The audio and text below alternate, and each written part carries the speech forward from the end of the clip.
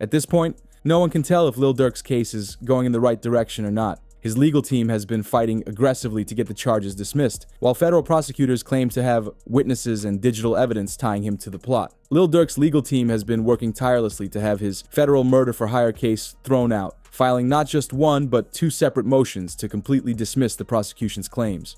The defense argues that the indictment lacks specificity, particularly in detailing the alleged instructions Durk gave to his associates. His attorney, Drew Findling, contends that the prosecution's claims are vague, stating that the indictment fails to specify when, where, and how Durk allegedly directed others to commit violent acts.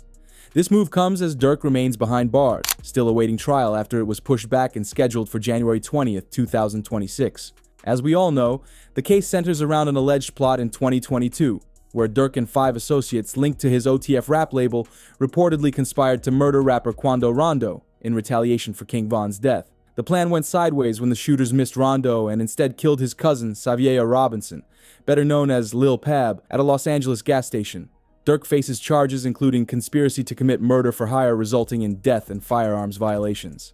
Adding complexity to the case are allegations that Durk ordered hits on members of O Block who failed to retaliate for King Von's murder. According to court documents, Durk allegedly instructed OTF members, including Booney Mo and OTF Dede, to slide on O Block members as part of a feud involving O Block member Munna. In the text messages, Durk says he's going to pipe it up, with Booney Mo responding, "Blood, it's green," followed by a car and green light emoji, then adding, "I'm getting it together now, no phones." This referred to the light being green, meaning he was going to act on Durk's alleged orders of violence. These messages from 2023 have reportedly been used as evidence in the ongoing investigation. Fast forward to 2025, Munna was gunned down and passed away outside a bar with fellow O Block member Youngin.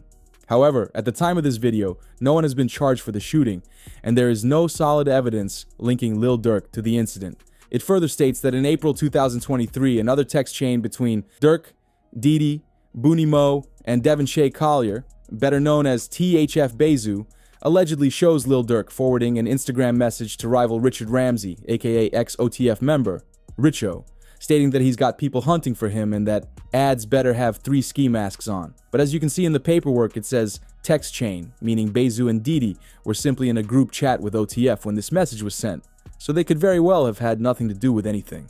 But on the other hand, Booney Mo's alleged voice note states he was conveying Durk's instructions regarding money and sliders or getaway cars. Dede's lawyers fought back, claiming that he had no part in this, stating that it doesn't show him commenting, agreeing, or even responding to the alleged texts and voice notes. They then proceeded to bring up lyrics from Durk's songs like Aha, Rumors, and Scoom His Ass, which, as we all know, is not enough to incriminate someone.